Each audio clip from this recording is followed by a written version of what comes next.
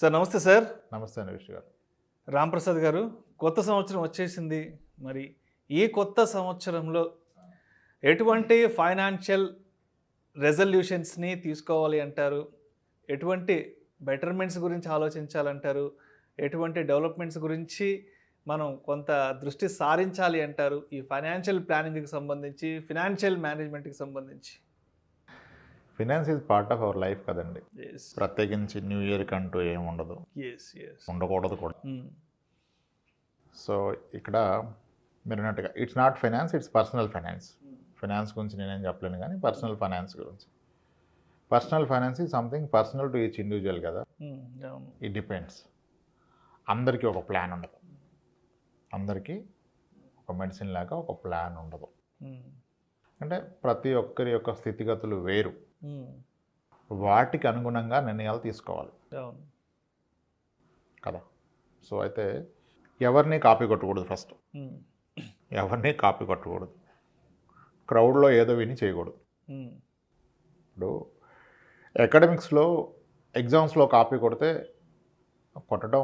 కొట్టడం కరెక్టా కాదా అనేది క్వశ్చన్ వదిలేస్తే, కాపీ చేయడం వల్ల వచ్చే లాస్ ఏం లేదు. ఎందుకు? ఇద్దరికి ఒకటే క్వశ్చన్ పేపర్, ఇద్దరు బీటెక్ అయితే ఇద్దరిది ఒకటే క్వశ్చన్ పేపర్, చూస్తే పెద్దగా పోయేదేం లేదు. కానీ పర్సనల్ ఫైనాన్స్లో ఎవరిని కాపీ కొట్టకూడదు.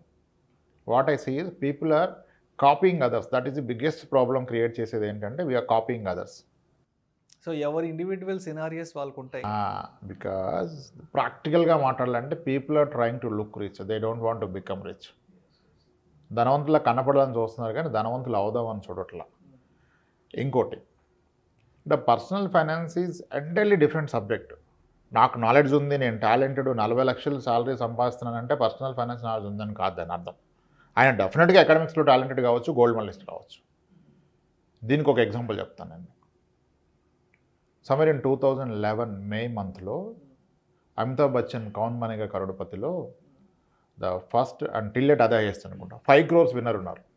సుశీల్ కుమార్ బీహార్ నుంచి 5 crores విన్ అయ్యాడు. కౌన్ బనేగా కరోడ్పతిలో 5 crores విన్ అవ్వాలంటే చాలా జనరల్ నాలెడ్జ్ ఉండాలి, అసలు పీక్స్లో ఉండాలి. Because is a civil aspirant, civil services prepare అవుతున్నాడు. Is also somewhere in to teaching or computer ఆపరేటర్గా చేస్తున్నాడు ప్రైవేట్ స్కూల్లో. ఓకే, సో అంత నాలెడ్జ్తో 5 crores విన్ అయిన వ్యక్తి, అందరూ అప్లోడ్ చేశారు, ఎంతోమంది ఇంటర్వ్యూ తీసుకున్నారు, గ్రేట్ ఆర్టికల్స్ దేశం మొత్తం పొగిడింది. ఆ వ్యక్తి తర్వాత అప్పులు పాలైపోయి మొత్తం పోగొట్టుకొని భార్య పిల్లలు వదిలేసి వెళ్ళిపోతే, మళ్ళీ 4-5 ఏళ్ల తర్వాత ఎగ్జామ్ రాసి గవర్నమెంట్ టీచర్గా 18,000 శాలరీకి జాయిన్ అయ్యారు. 5 కోట్లు ఒక్కసారిగా వచ్చి పడ్డాయి. 5 కోట్లు వచ్చి పడ్డాయి. పోస్ట్ ట్యాక్స్ కూడా 3.5 crore వచ్చాయి. 3.5 crore అప్రాక్సిమేట్గా వస్తే, అంత మనీని ఏం చేశాడు ఆయన? మరి చాలా నాలెడ్జబుల్ కదా, ఆ నాలెడ్జ్ లేకపోతే గవర్నమెంట్ కాడిపత్రిలో రాదు కదా. ఆయన నాలెడ్జ్ వేరు, ఫైనాన్షియల్ నాలెడ్జ్ వేరు. మీ జనరల్ నాలెడ్జ్ వేరు, ఫైనాన్స్ మీద ఉన్న నాలెడ్జ్ వేరు. ఇట్స్ ఆల్ మీ ఫ్యూచరు, డబ్బుకి, మీ మనీకి మీకున్న రిలేషన్ డిసైడ్ చేస్తుంది. How better your treating your money. ఆయన ఏం చేశాడంటే, ఎవ్వరూ కావాలని తప్పు చేయరు. 5 కోట్లు వచ్చాక ఆయన ఒక సెలబ్రిటీ అయిపోయాడు. ఢిల్లీలో ఏదో క్యాబ్స్ బిజినెస్ స్టార్ట్ చేశారు, చారిటీలు ఇచ్చారు, చాలా ఈవెంట్స్ అటెండ్ అయ్యారు. విపరీతమైన చెడు అలవాట్లకైనా అలవాటు పడిపోయారు. బాలీవుడ్కి వెళ్ళారు ఏదో చేద్దామని, సీరియల్స్ తీశారు, డైరెక్టర్గా ట్రై చేశారు. ఆఖరికి ఏమయ్యారు? మళ్ళీ రోడ్డు మీదకి వచ్చేసి మళ్ళీ కాంపిటేటివ్ ఎగ్జామ్స్ రాసి అట్ లాస్ట్ గవర్నమెంట్ టీచర్గా 18,000తో మళ్ళీ తిరిగి తన కెరీర్ స్టార్ట్ చేశాడు ఆయన, సుశీల్ కుమార్. అంటే it's not that how much money you have అనేది కాదు డిసైడ్ చేస్తే, how better you manage your money. So మీరు చూస్తే చాలామంది లాటరీ విన్ అయిన వాళ్ళు మళ్ళీ మొదటికి వచ్చేస్తారు, కొద్ది కాలంలోనే వచ్చేస్తారు. అవును, ఆ డబ్బుని ఎవరు నిలబెట్టుకోరు. అంటే లాటరీ వచ్చిన రోజు ఏదో ఆ రోజు ఏదో పెద్ద సెలబ్రిటీ లాగా ఫీల్ అయిపోతారు. 2-3 ఏళ్ళ తర్వాత చూస్తే మళ్ళీ సేమ్ పొజిషన్లో ఉంటారు. అందరూ అప్పుడే హైప్ ఇచ్చి పబ్లిసిటీ ఇస్తారు, కానీ తర్వాత పరిస్థితి, తర్వాత ఏం జరిగిందని ఎవరు చెప్పరు. సో ఎంత బెటర్గా మీ డబ్బు మీరు మేనేజ్ చేస్తారు అనేది చాలా ఇంపార్టెంట్. డబ్బుని బెటర్గా మేనేజ్ చేయడానికి very simple for financial planning చెప్తాను నేను. ప్రతి వ్యక్తి తన జీవితంలో టాప్ ప్రయారిటీ ఫైనాన్షియల్ పరంగా ఏంటి? ఫైనాన్షియల్ పరంగా ఇబ్బందులు తెచ్చే టాప్ ప్రాబబిలిటీస్ ఏంటి? 2 P's. ప్రయారిటీస్ అండ్ ప్రాబబిలిటీస్ తెలుసుకోవాలి. ఎస్. టాప్ ప్రయారిటీ వ్యక్తికి ప్రతిరోజు ఏదో ఒక ప్రయారిటీ ఉంటుంది. ఈరోజు ఎర్లీగా ఆఫీస్కి వెళ్ళటం, ఎర్లీగా ఇంటికి రావటం, మధ్యాహ్నం బయట తినటం, ఈవినింగ్ ఇంటికి తేవడం కాదు. నీ లైఫ్ టైంలో ఫైనాన్షియల్ పరంగా టాప్ ప్రయారిటీస్ ఏంటి అర్థం చేసుకోవాలి. అవి టిపికల్గా ఏమవుతాయి?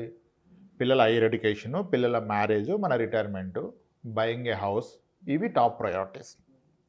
వీటిలో టాప్ మోస్ట్ ఏంటో ఐడెంటిఫై చేసుకొని అవి ఏ ఇయర్లో నాకు వస్తాయి, ఈ అవసరం ఏ ఇయర్లో వస్తుంది, నా పాప పెళ్ళి ఎప్పుడు వస్తుంది, మా పాప ఎడ్యుకేషన్ గ్రాడ్యుయేషన్ ఎప్పుడు వస్తుంది, నేను రిటైర్మెంట్ ఎప్పుడు అవ్వాలంటే ఆ రోజు నాకు ఎంత మొత్తం అవసరం, దానికి నా దగ్గర ఉన్న ప్లాన్ ఏంటి,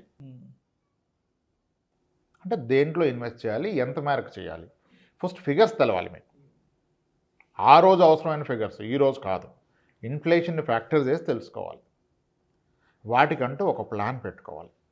ఫస్ట్ ముందుగా ఈ ఇయర్కి ఉండకూడదు ప్లాన్. 2023లో ఏం చేయాలి కాదు, నా 2034లో మా పాప గ్రాడ్యుయేషన్కి వస్తే, ఇప్పుడు 5 ఏళ్ళు ఉన్న పాప 34లో 35లో గ్రాడ్యుయేషన్కి వస్తే ఆ రోజు నా పాప కాలేజ్ ఫీజు ఎంత అవుతుంది? ఈరోజు 20 లక్షలు అయితే ఆ రోజు ప్రాబబ్లీ 50 లక్షలు అవుతుంది. ఆ 50 లక్షలు నా దగ్గర ఏం ప్లాన్ ఉంది? నా రిటైర్మెంట్ 30 ఏళ్ళ తర్వాత వస్తే, 20 ఏళ్ళ తర్వాత వస్తే నా నెలవారీ ఖర్చు ఎంత అవుతుంది? ఈ రోజున్న ఖర్చు అయితే అవదుగా, ప్రతి 10 ఏళ్ళకి ఖర్చు రెట్టింపు అవుతుంది. సో అప్పుడు ఎంత అవుతుంది? దానికి నేను ఏం ఏర్పాటు చేసుకుంటే అవుతుంది. ఇది ఫస్ట్.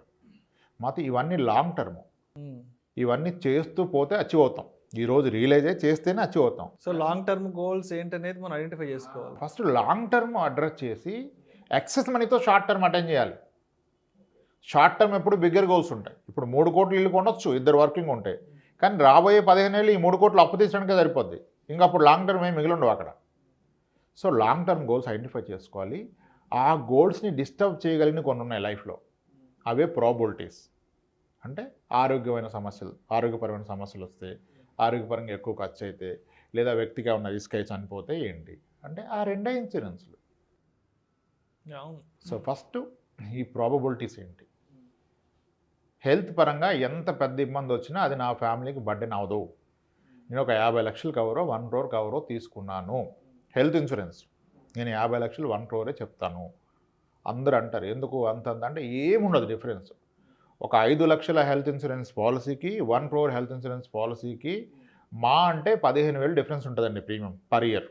30 ఏళ్ళ వయసులోపు ఉన్న ఫ్యామిలీలో ఈ 15,000 అంత మొత్తం నేను కట్టను, నాకు 5 చాలంటే మరి ఈ 15,000 కట్టడానికి వెనక ముందు ఆడే వ్యక్తికి రేపు ఒకవేళ క్లెయిమ్ 20 లక్షలు వస్తే ఎలా కడతాడు? 15,000 కట్టే స్తోమత లేని వ్యక్తి 5 లక్షల పాలసీ తీసుకుంటే రేపు పొరపాటున 15 లక్షలు ఖర్చు వస్తే ఎలా కడతాడు? హెల్త్ ఇన్సూరెన్స్కి ఇంత ఆలోచిస్తారే, ఒక నెలకు ఒక 1,000-2,000 ఎక్స్ట్రా కట్టడానికి, మరి వేరే ఎక్కడ ఖర్చులు ఆలోచించను అంతగా. ఇన్సూరెన్స్ అంటేనే రకరకాల లెక్కలు వేసుకుంటాం ఇంట్లో కూర్చొని. సో ఫస్ట్ సరిపడా హెల్త్ ఇన్సూరెన్స్ ఖచ్చితంగా తీసుకోవాలండి. 5-10 సరిపోదు. ఒకప్పుడు నీ రీప్లేస్మెంట్ 60,000 ఉండేది సరిగా 10 ఏళ్ల క్రితం. ఈరోజు నీ రీప్లేస్మెంట్ 3 లక్షలు పైగా పోయింది. అంటే ఇంకో 10 ఏళ్లలో నీ రీప్లేస్మెంట్ 6 లక్షలు అవుతుంది, 20 ఏళ్ళకి 12-15 లక్షలు అవుతుంది. ఇప్పుడు 5 లక్షల పాలసీ తీసుకున్నకి ఏ ప్రాబ్లం రాలే, హ్యాపీగా సాఫీగా నడిచిపోతుంది లైఫ్. అలాగే ఉంచుకున్నాడే, వాడిందే లేదు కడుతున్నానని. రేపు పొరపాటున ప్రాబ్లం వచ్చి 15 లక్షలు అయితే మీ దగ్గర ఉంది 5 కదా, 10 లక్షలు అప్పు చేయాలి కదా. దాని బదులు ఇప్పుడే దీన్ని పెంచుకోండి. న్యూ ఇయర్లో చేయాల్సింది కూర్చొని మీకు సరిపడా హెల్త్ ఇన్సూరెన్స్ ఉందా లేదా. హెల్త్ ఇన్సూరెన్స్ ఉండడం గొప్ప కాదు, సరిపడా ఉండడం గొప్ప. మీకు 5-10 లక్షలు ఉంటే దాన్ని 50 లక్షలు 1 crore చేసుకోండి. అదేమీ కాస్ట్లీ అఫేర్ కాదు. ఉన్న కంపెనీలోనే పెంచుకోండి. సూపర్ టాప్ అప్ప లేకపోతే దీన్ని ఇంక్రీజ్ చేస్తారు. అది ఫస్ట్. నెక్స్ట్ ఇందాక మనం డిస్కస్ చేసినట్టుగా టర్మ్ ఇన్సూరెన్స్ తీసుకోండి అడిక్వేట్గా. మీ అన్ని గోల్స్ రాసుకున్నప్పుడు అన్నిటికి కలిపి 4 కోట్లు అవసరం అనుకోండి. సో ఇప్పుడు 15 ఏళ్ళ తర్వాత 4 కోట్లు అంటే ఈరోజు అన్నిటికి కలిపి 1 కోటి రూపాయలు ఉంటే చాలు. ఆ 1 కోటి రూపాయలు టర్మ్ ఇన్సూరెన్స్ తీసుకోండి. రేపు మీకు ఏమైనా 1 కోటి రూపాయలు వచ్చేసింది కదా.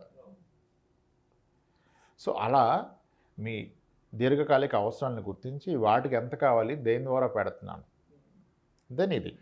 నిజానికి ఇవన్నీ చాలా పెద్ద అమౌంట్ అనిపిస్తుంది, కానీ మీరు ఫైండ్ అవుట్ చేస్తే నిజానికి చిన్న అమౌంట్ కూడా అనిపిస్తుంది కొన్నిసార్లు.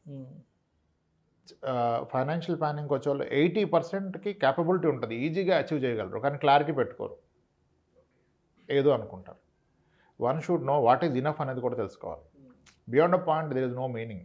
హ్యూజ్ మనీ సంపాదిస్తా 100 కోట్లు 20 కోట్లకి మీనింగే లేదు. అసలు నాకు ఎంత కావాలో అంత చేస్తే అయిపోయింది కదా. ఎంత కావాలో అంత చేసుకోండి. What is needed, what is enough అనేది తెలవాలి. అది తెలిసినప్పుడు పెద్దగా టెన్షన్ ఉండదు. అది తెలవనప్పుడు ఇంకా ఉరుకుతున్నారు. నేను పర్సనల్గా చెప్పాలంటే no one should die rich అండి. ధనవంతులకు చనిపోవాల్సిన అవసరం లేదు. కంఫర్టబుల్ లైఫ్ బ్రతికిస్తే చాలు. దానికి ఎంత కావాలో అంత కూడబెడితే చాలు. తరాలకు కూడబెట్టాల్సిన అవసరం లేదు. పిల్లలకి మంచి భవిష్యత్తుని ఇచ్చేసి ఒక ఎడ్యుకేషన్ వాళ్ళు స్వశక్తిగా బ్రతకగలిగేది చేసి మనం స్వశక్తిగా బ్రతకగలం ఎవరి మీద ఆధారపడకుండా నా 80 ఏళ్ల జీవితం 85 ఏళ్ల జీవితం అని ప్లాన్ చేసుకొని దానికి ఎంత కావాలో అంత కూడబెడితే చాలండి ఫైనాన్షియల్ ప్లానింగ్. దీన్ని కాంప్లికేట్ చేయొద్దు. People are more interested in making more money. అంటే ఎక్కువ రిటర్న్ రావాలి, క్విక్ రిటర్న్ కావాలి. ఎక్కడైతే మీరు క్విక్ రిటర్న్ వస్తుంది అంటారో అక్కడ క్విక్ లాస్ కూడా వస్తుంది.